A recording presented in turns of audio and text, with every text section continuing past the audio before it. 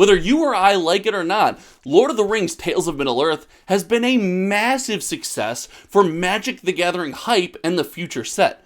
But did Wizards of the Coast just completely fumble the bag with this one decision? I kind of think so.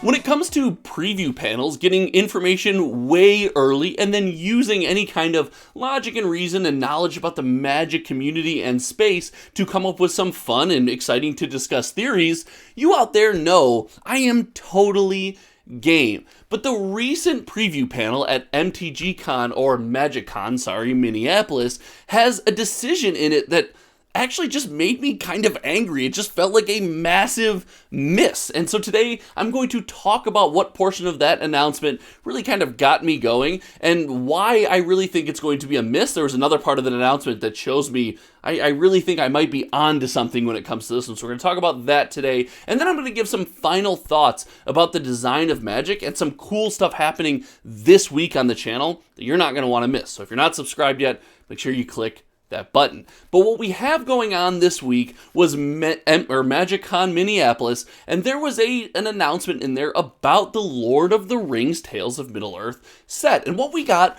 was the mechanic Tempted by the Ring. Now, if you've been around this channel for a while, you know that I am a firm believer that the Lord of the Rings set is a fantastic entry point for people interested in Lord of the Rings to learn how to play and learn how to engage with Magic the Gathering. In fact, I have been on record, and if I remember to link the video, I will, that this is going to be a fantastic starter product, meaning that new players from all across this massively wide IP can have an opportunity to learn to play Magic, go out to these events, and have fun. And that was confirmed when you see the celebration of Magic that happens to be Lord of the Rings theme. Oh, who could have foreseen this? The celebration is after the release of Lord of the Rings. Lord of the Rings will have been out for a week or two at that point, and then Wizards of the Coast is putting on events all across the world that are just Lord of the Rings themed and an excuse to get together at your WPN store and play Magic the Gathering. Heck, I know MinMax Games is going to go all out when it comes to this event. They're going to have a bunch of theme, and it's going to be a huge party, and everyone's going to be around just to play Magic.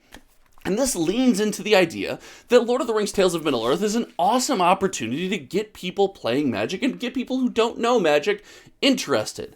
But the Tempted by the Ring mechanic and its library of text and confusing functionality is a huge miss. The whole set seems to be designed around this mechanic, and here we have a two-part mechanic that brand new players are going to have to be walked through, hopefully by existing players, and hopefully it's not going to confuse them so much it drives them away. The idea is, when you are tempted by the ring, if you don't have a copy of the ring, you get a copy of the ring, and then the ring advances its story and, advances its modes down the card, and then you also have to choose a ring bearer. So you get a copy of the ring, you attach it to a creature if you have one. If you don't, you can still be tempted by the ring. And see, this is what I'm talking about.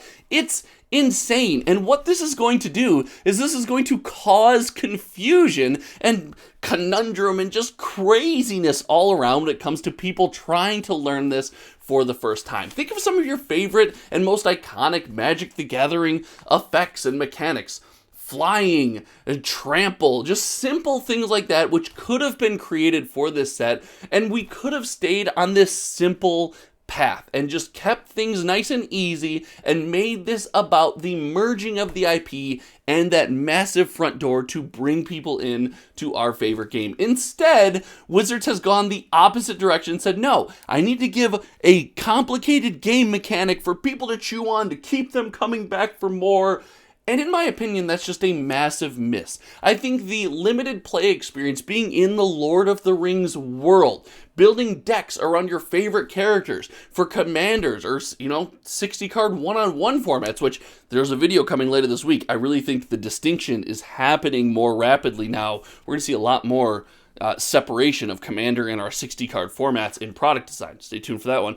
But that would have been enough to keep our community and keep these new enthusiasts coming in, coming back for more. And heck, the opportunity to rebuild Magic as a collectible. These people that say, I want the ring party, I want to get the foil Gandalf and put it in my binder, I want to get a serialized Soul Ring just to add to my collection, even though I'm not a hardcore Magic player. All of that is still right there for the taking, but it all seems to be backed by this mechanic, which in my opinion seems vastly overcomplicated, and it's just a ton of nonsense that I don't think we need in that moment. Now, I will admit, I could be wrong. Maybe I don't have faith in people learning a new card game. I know myself, when I go to learn a new card game, some of that just doesn't feel great. Like when it gets overly complicated and I have to keep track of too much going on at any one time. That's why I don't think Commander is a great front door for people to learn how to play Magic together and get involved with Magic,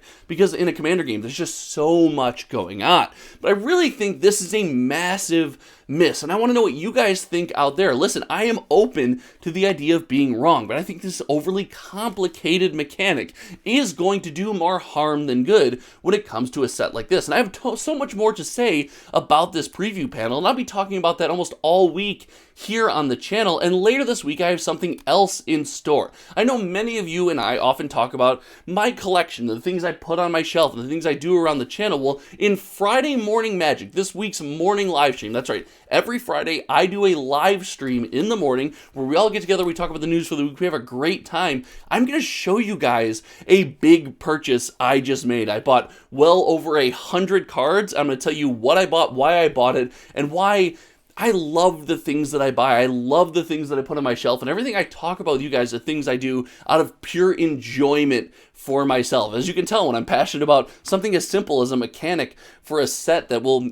only be in the forefront of our thoughts for 3 months and then move to the side, I'm very passionate about it because I really enjoy it. I really love stuff like this. So make sure you tune into Friday Morning Magic as I give you guys kind of a peek behind the curtains as to what I'm doing around here. I really think this mechanic is...